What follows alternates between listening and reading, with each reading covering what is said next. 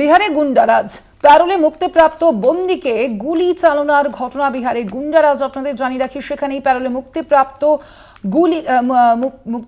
বন্দীকে গুলি চালনার ঘটনা। মুক্তিপ্রাপ্ত বন্দীকে গুলি চালানোর ঘটনা, প্যারোলে মুক্তিপ্রাপ্ত বন্দীকে গুলি চালানোর ঘটনা। বিহারে গুন্ডারাজ, হাসপাতালে ঢুকে গুলি চালানোর অভিযোগ সামনে এসেছে। সামনেই বিহারে বিধানসভা নির্বাচন রয়েছে, আপনারা জানেন, আর কিছুদিনের মধ্যেই রয়েছে বিহারে বিধানসভা নির্বাচন, এবং তার আগে একাধিক ঘটনা।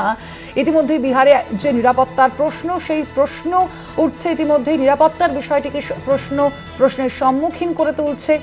বন্দীটিকে চিকিৎসার জন্য পারস হাসপাতালে ভর্তি করা হয়েছিল বলে জানা যাচ্ছে, এবং সেখানেই আচমকাই এক ব্যক্তি তার উপর হামলা চালায়। পারস হাসপাতালেই চিকিৎসা চলছে ওই ব্যক্তির। পাটনার হাসপাতালে ঢুকে গুলি চালানোর অভিযোগ সামনে এসেছে। বিহারের এই ঘটনা, বিজেপি শাসিত রাজ্যের এই ঘটনা, যা নিয়ে আবারও শোরগোল পড়ে গিয়েছে।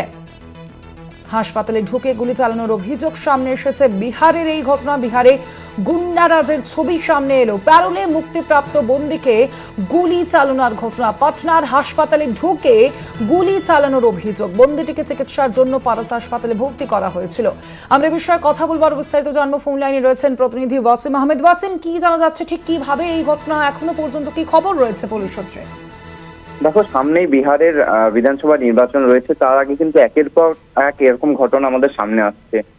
কিছুদিন আগেই কিন্তু বিহারের বিজেপি নেতা তথা ব্যবসায়ী গোপাল খেমকাকে খুন করা হয়েছিল, এবং তারপর 24 ঘন্টায় 3 জনকে খুন করা হয়, এমন ঘটনা আমাদের সামনে উঠে এসেছে।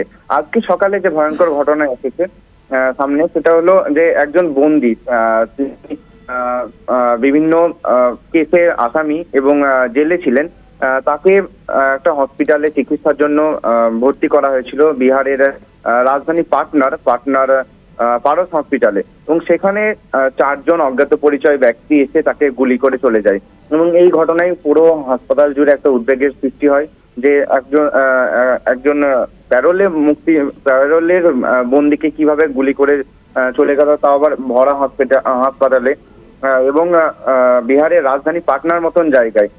যেটা জানা যাচ্ছে যে পুলিশ কিন্তু এই ঘটনার ইতিমধ্যে তদন্ত শুরু করেছে, এবং কারা গুলি করলো সেই বিষয়ে কিন্তু তারা তদন্ত করছে। এবং যে বন্দীটা, তার নাম জানা গেছে সূত্র মারফত, তার নাম হচ্ছে চন্দন মিশ্রা। তিনি বিহারের বক্সারের বাসিন্দা, এবং কেশরী মার্ডার কেসে কিন্তু তিনি অভিযুক্ত, এবং এখন বেলুর জেলে তিনি ছিলেন, এবং তাকে বেলুর জেল থেকে স্থানান্তর করা হবে বলে তার মেডিকেল পরীক্ষা চলছিল, এবং প্যারোলে তাকে তার মেডিকেল পরীক্ষা করা হচ্ছিল। এবং শাস্তিনগর পুলিশ স্টেশন এই ঘটনার তদন্ত শুরু করেছে, এবং সিসিটিভি ফুটেজ খতিয়ে দেখে কারা গুলি করলো, কারা চালালো, সেই বিষয়ে কিন্তু তদন্ত করছে পাটনা পুলিশ। পাটনার senior superintendent of police Kashia Kumar Sharma তিনি জানিয়েছেন যে চন্দন মিশ্রার নামে কিন্তু ডজন কেস রয়েছে, এবং তাকে বক্সার থেকে ভাগলপুর জেলে স্থানান্তর করা হচ্ছিল। এবং যারা গুলি চালিয়েছে তারা চন্দন শেরু গ্যাংয়ের সদস্য।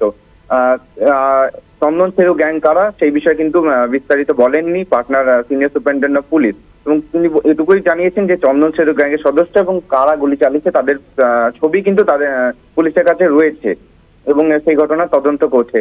কিন্তু বিহারের রাজধানী পাটনার মতন জায়গায় এত বড় একটা হসপিটালের মধ্যে বাইরে থেকে এসে গুলি করে চলে গেল, পুলিশ প্রশাসন, স্থানীয় প্রশাসন কেউ কিছু জানলো না।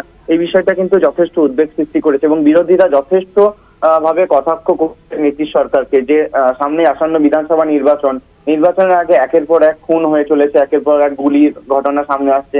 তাহলে প্রশাসন কি ব্যর্থ? বিহারে কি আবার সেই জঙ্গলরাজ ফিরে আসছে? আমরা কিন্তু বিহারের যে জঙ্গলরাজের ঘটনা আমরা দেখেছি গ্যাংস অফ ওয়াসিবর সিনেমাতে যেরকম হয়, ঠিক ওইভাবে কিন্তু আগে বিহারে জঙ্গলরাজের ঘটনা ঘটতো, যে যেখানে সেখানে গুলি চলতো, যেখানে সেখানে মার্ডার হতো। আবার কি সেই জঙ্গলরাজের দিন ফিরে আসছে? সেই বিষয়ে কিন্তু যথেষ্ট উদ্বেগ সৃষ্টি করেছে রাজনৈতিক মহলে। একেবারে ওয়াসিম, ধন্যবাদ তোমায়। আমরা কথা বলছিলাম, আমাদের সঙ্গে ফোন লাইনে ছিলেন প্রতিনিধি ওয়াসিম আহমেদ।